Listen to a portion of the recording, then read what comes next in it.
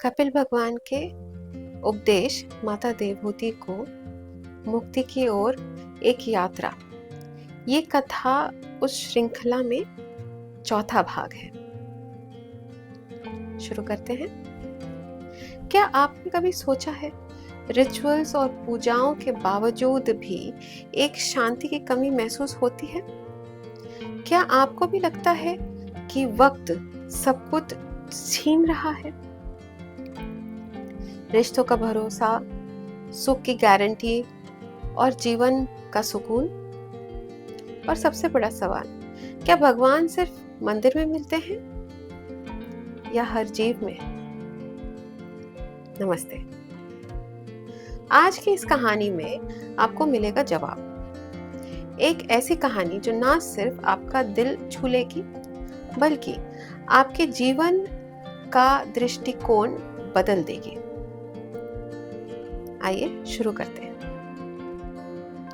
हाथ जोड़कर बैठी हुई आंखों में एक अनोखी चमक, जिसमें नम्रता भी थी और एक प्यासी आसक्ति भी। देवहूति ने अपने दिव्य पुत्र से धीरे से पूछा, प्रभु, आपने मुझे प्रकृति, पुरुष और सृष्टि के महातत्वों का ज्ञान दिया, पर अब मेरा मन एक और गहरी राह के प्यास में है, भक्ति की राह। कृपया मुझे वो मार्ग दिखाइए जो माया के पर्दों को चीर कर सीधा आप तक पहुंचता है। साथ ही कृपया जीवन को विभिन्न गतियों के बारे में भी बताएं, जैसे जन्म, मृत्यु और अन्य अवस्थाएं, जिनके श्रवण से सांसारिक सुखों से वैराग्य उत्पन्न होता है। और मुझे समझाइए उस काल के स्वरूप को भी, जो सबसे प्रबल है, जो डर भी जगाता है और धर्म के मार्ग पर भी ले जाता है, जो स्वयं ब्रह्म को भी नियंत्रित करता है। आप तो योग के सूर्य की तरह प्रकट हुए हैं, उन अंधकार में भटकते जीवों को जगाने के लिए, जो शरीर को ही अपनी आत्मा समझ बैठे हैं और कर्म और पुनर्जन्म के इस अनंत चक्र में थक गए हैं। कपिल भगवान मुस्कुराए। माँ, भक्ति योग हर जीव के लिए अलग तरह से प्रकट होता है। ये उसके अंतःकरण के दर्पण का प्रतिबिंब है। और फिर जैसे गंगा स्वर्ग से धरती पर बहने लगी, कपिल भगवान के वचन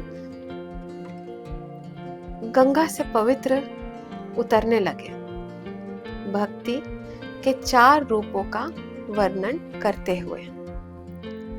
तामसिक भक्ति, जब कोई घमंड, क्रोध, ईर्ष्या या हिंसा से प्रेरित होकर मुझे पूजता है, तो ऐसी भक्ति अंधकार में लिप्त होती है। ऐसा भक्त अपने अहंकार से जुड़ा होता है और मुझे स्पष्ट रूप से देख नहीं पाता। राजसिक भक्ति, जब कोई भक्त मुझे इसलिए ढूंढता है क्योंकि उसे शक्ति, भोग या सांसारिक लाभ चाहिए, तो ऐसी भक्ति अग्नि की तरह चंचल होती है। वो मुझे पहचानता तो है, पर दूर से। सात्विक भक्ति, जब कोई मुझे श्रद्धा से निष्काम कर्म के रूप में अर्पण करता है, पर मुझे अपने से अलग समझता है, तो ये शांत भक्ति है, लेकिन अभी भी मुक्त नहीं हुई है।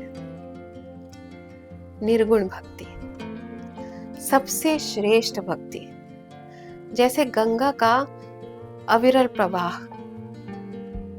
वैसे ही ये भक्ति निरंतर, निष्काम और निरअहंकार होती है। मन किसी फल या मोक्ष के लिए नहीं, केवल प्रेम के लिए पिघल जाता है। ये जो निर्गुण भक्त होते हैं, कपिल भगवान ने गंभीर भावनाओं से कहा, मैं चाहूं तो इन्हें मोक्ष दे दूं, अपने रूप में लय कर लूं या अपने लोक में स्थान दे दूं, लेकिन ये कुछ भी नहीं चाहते। इनका एक ही अभिप्राय होता है, मेरा प्रेम से सेवा करना। माँ, यही तो मनुष्य जीवन का परम लक्ष्य है। देवहूति मौन हो गई। उनका हृदय जैसे एक शांत झील हो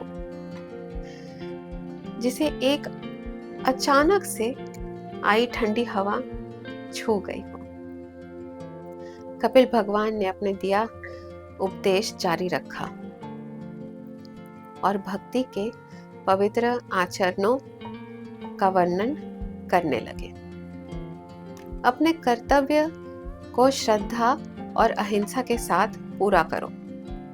मुझे मूर्ति में पूजो, पर साथ ही हर जीव में भी। पेड़ों में मुझे देखो, शास्त्रों में मेरी आवाज सुनो, मेरे बारे में बोलो, मुझे गाओ, सत्संग में चलो, घमंड छोड़ो, सरल बनो और तुम्हारा हृदय सुबह के आकाश की तरह निर्मल हो जाएगा। फिर उनका स्वर और गहरा हो गया। मैं परमात्मा हूं जो सब जीवों में समान रूप से विद्यमान है। इसलिए जो लोग सिर्फ मेरी मूर्ति में पूजा करते हैं पर दूसरों में मेरी उपस्थिति को नहीं मानते, उनकी पूजा व्यर्थ है, सिर्फ खाली रीतियां बन जाती हैं। सच्ची भक्ति केवल पुष्प, प्रसाद या मंत्रों में नहीं है, बल्कि हर जीव में मुझे आत्म रूप में देखने में है। जो भेदभाव करता है, द्वेष रखता है या दूसरों को ईश्वर का रूप समान नहीं देखता, वो कभी शांति नहीं पाता, चाहे उसकी पूजा कितनी भी श्रेष्ठ क्यों ना हो। अगर जीवों की निंदा करता है तो सब व्यर्थ है। वास्तविक आध्यात्मिक वृद्धि तब शुरू होती है जब एक व्यक्ति अपने और परमात्मा में कोई भेद नहीं देखता और मुझे दया, दान, सम्मान और समदृष्टि के रूप में पूजता है। सब जीवों में वे सबसे महान होते हैं जो अपना अहंकार त्याग कर अपने सभी कर्म, अपना पूर्ण अस्तित्व निष्काम भक्ति में मुझे अर्पित, समर्पित कर देते हैं। जो सब में मुझे देखते हैं, सबकी सेवा में मुझे पाते हैं, वही वास्तव में उत्तम भक्ति है। यही है प्रिय मां, भक्ति योग और अष्टांग योग का सार। लेकिन देवहूति के मन में अभी भी कुछ प्रश्न शेष थे, जो एक पवित्र अग्नि की तरह उनके अंतर मन में जल रहे थे। प्रभु, उन्होंने पूछा, ये कौन सी रहस्यमयी शक्ति है जो देवताओं तक को कांप देती है? कौन सी ताकत है जो हवा को चलाती है, सूरज को चमकाती है और हृदयों में हानि का भय भर देती है? कौन है जो इस विशाल सृष्टि को नियंत्रित करता है? कपिल भगवान की दृष्टि अनंत में समा गई। वो है काल। मां अदृश्य, अनंत, अप्रतिघात, हर जन्म, हर विनाश, हर अलविदा के पीछे छुपा हुआ हाथ, काल। उस काल के भय से ही अग्नि जलती है, नदियां बहती हैं, तारे चमकते हैं और ब्रह्मा जी अपना कर्तव्य निभाते हैं। ये रचना भी करता है और संहार भी। काल कोई व्यक्ति नहीं है, ये तो परमात्मा की इच्छा का गति रूप है। ये महतत्व को विस्तार देता है, तत्वों को जगाता है और समय के प्रतिनिधियों जैसे यमराज को भी कपा देता है। ये जन्म देता है, जीवन को चलाता है और अंतिम में मृत्यु भी लाता है। नफरत से नहीं, बल्कि इसलिए ताकि मोह में सोई आत्मा जाग सके। और फिर जैसे किसी सपने के पर्दे एक एक करके हट जाते हैं, वैसे ही कपिल भगवान ने उस जीव की दुख भरी गाथा सुनाई जो माया के जाल में उलझा हुआ है। जीव, उन्होंने कहा, अंत काल से भटक रहा है, ये सोचकर कि जो सुख इसे मिल रहा है वो सदैव रहेगा। ये शरीर, धन, संतान और नाम के साथ ऐसा जुड़ जाता है जैसे ये सब कुछ हमेशा के लिए है। जब दुख आता है तो भी ये छूटता नहीं है।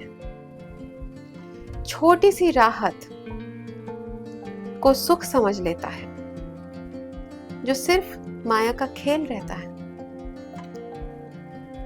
ये जीव लड़ता है, छल करता है, जमा करता है और रिश्तों को तोड़ता है, लेकिन कभी रुक कर ये नहीं सोचता मैं कौन हूं।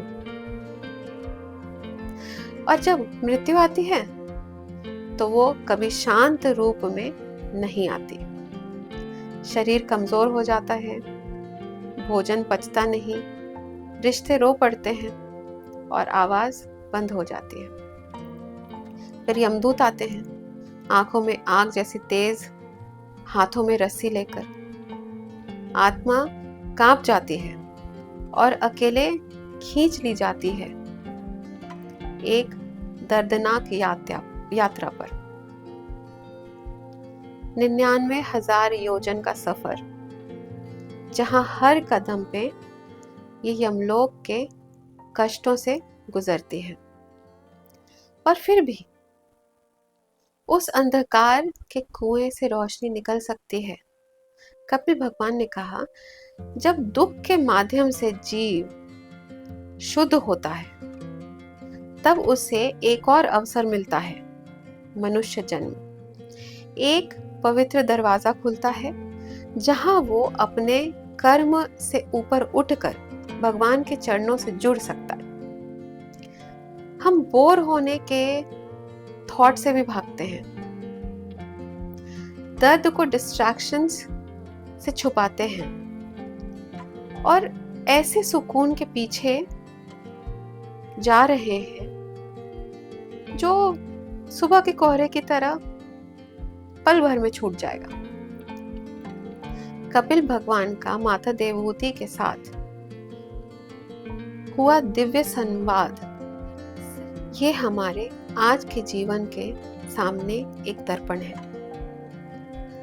आज के समय में जब भक्ति अक्सर सिर्फ कुछ क्रियाकल्पों तक सीमित हो गई है, मंदिर जाना, कुछ मंत्र पढ़ना या कभी कभी प्रार्थना कर लेना, कपिल भगवान हमें याद दिलाते हैं कि सच्ची भक्ति भगवान के प्रति सच्चा प्रेम शुरू होता है उस हृदय से जो हर जीव में ईश्वर को देखता है।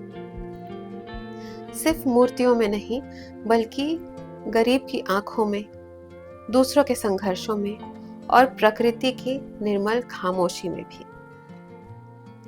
आज का इंसान ताकत, सुख या शांति के पीछे भागता है, पर फिर भी बेचैन है, चिंता में है और दूसरों से अपने आप को कंपेयर करके खुद को ही परेशान करते रहता है। हम मेहनत करते हैं, इकट्ठा करते हैं और फिर भी अंदर से खाली महसूस करते हैं। यही तो है संसार, भूल भुलैया। या माया का चक्र, जिसके बारे में कपिल भगवान ने देवहूति माता को बताया। और जैसे तब था वैसे ही आज भी इस चक्र से निकलने का रास्ता और अधिक पाने में नहीं, बल्कि जागरूक होने में, आसक्ति छोड़ने में और प्रेम से भक्ति करने में है। आज जब दुनिया हर तरफ से बढ़ती जा रही है, धर्म के नाम पर, राजनीति के नाम पर या अपने अपने ईगो के नाम पर, तब कपिल भगवान की वाणी हमें बुलाती है, हम अपने अहंकार के ऊपर उठकर सब में एक ही आत्मा को देखें, सेवा करें, दया और दया भाव से नहीं, सम्मान और श्रद्धा के साथ। अपने रोज के काम को पवित्र अर्पण बना दे, क्योंकि समय किसी का इंतजार नहीं करता। चाहे कोई भिखारी हो या बिलियनेयर, काल हम सबके साथ चलता है। पर जो ज्ञानी होते हैं वो काल से डरते नहीं हैं, बल्कि उसे अपना साथी बना लेते हैं, हर पल को भगवान के प्रेम में। शायद हमें यमदूत के आंखों में आग लेकर दिखाई ना दे, लेकिन हम सबको समय के साथ चलना जरूर महसूस होता है। बुढ़ापा, खोजना, बदलाव और फोमो। कपिल भगवान हमें जगाते हैं, कहते हैं अभी भी समय है। ये मनुष्य जीवन हमें भोग के लिए नहीं, बदलाव के लिए मिला है। आज भी हम बदल सकते हैं, प्रेम कर सकते हैं बिना किसी उम्मीद के, जी सकते हैं गहरे मायने के साथ। चलिए पूछे अपने आप से, क्या मैं सिर्फ रीति रिवाजों के जरिए पूजा कर रहा हूं, या भूखों में, अकेलों में, अनजानों में और भूल गए लोगों में भी भगवान को देखकर झुक रहा हूं। याद रखिए, समय हमारा दुश्मन नहीं है, सबसे बड़ा गुरु है। ये माया के पर्दों को हटाकर हमें अनंत की ओर ले जाता है। तो चलिए जिए, सिर्फ भक्ति के शब्दों में नहीं, लेकिन दया से भरे हाथों के साथ और एकता की दृष्टि के साथ। यही है कपिल भगवान कहते हैं भक्ति का सार।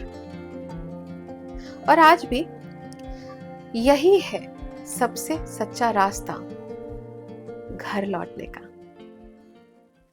कपिल भगवान की वाणी आज भी अमर वचन बनकर गूंजती है।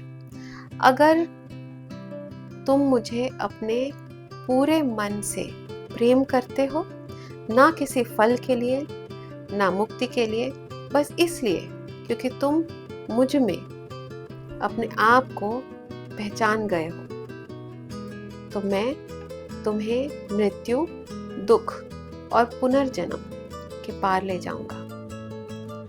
भगवान उन आंखों में है जो प्रेम के आंसुओं से भरी है, उन हाथों में है जो किसी और के लिए कुछ करते हैं, कुछ बनाते हैं, और उन दिलों में है जो बिना स्वार्थ के प्रेम करते हैं। जो सवाल मैंने शुरू में पूछे थे, उनका एक ही जवाब है, भक्ति, जो पूजा में नहीं पर दया में दिखती है, जो समय से लड़ती नहीं, उसे अपना गुरु बना लेती है, जो बंधनों को काटती नहीं, परम प्रेम में बदल देती है। तो आप क्या चाहते हैं? एक ऐसी भक्ति जो एक मूर्ति तक सीमित हो, या एक ऐसा प्रेम जो पूरे विश्व में फैला हो? डिसीजन तो आपका है, चूज आपको करना है। आइए समझते हैं कुछ की 5 लर्निंग्स जो इस कथा से मिलती हैं। सच्चा प्रेम बिना स्वार्थ के ही भक्ति बन जाता है। समय से लड़ना नहीं, उसे सीखना चाहिए। हर जीव में भगवान का दर्शन करिए, नफरत नहीं। रिचुअल से ज्यादा महत्व सेवा और दया का है। ये जीवन एक चांस है, इस बार मुक्ति मिल सकती है, प्रयत्न तो करना चाहिए। अब आते हैं द कृष्ण मोमेंट पर। अगर तुम मुझे अपने पूरे मन से प्रेम करते हो, ना किसी फल के लिए ना मुक्ति के लिए, बस इसलिए क्योंकि तुम मुझ में अपने आप को पहचान गए हो, तो मैं तुम्हें मृत्यु, दुख और पुनर्जन्म के पार ले जाऊंगा। This is the divine promise that echoes Krishna's own teachings to Arjun in the Gita. In the story, this moment is when bhakti becomes liberation, not through rituals, but through inner love, pure, unconditioned, and eternal. It is here that the listener becomes the soul called to awaken. This moment is when bhakti becomes the bridge between the soul and the supreme. Not by seeking, but by becoming love itself. अंत में इस कथा को जरूर share कीजिए। भक्ति वो है जो मुक्ति को भी ठुकरा दे, सिर्फ एक प्रेम भरे दर्शन के लिए। ऐसी और कथाएं सुनने के लिए ये चैनल जरूर सब्सक्राइब करें, लाइक करें और बेल आइकन दबाएं ताकि आपको अपडेट्स मिलते रहे। नमस्ते, मिलते हैं अगले गुरुवार, अगले थर्सडे, एक और कथा, एक और दर्शन, एक और जीवन की रोशनी के साथ।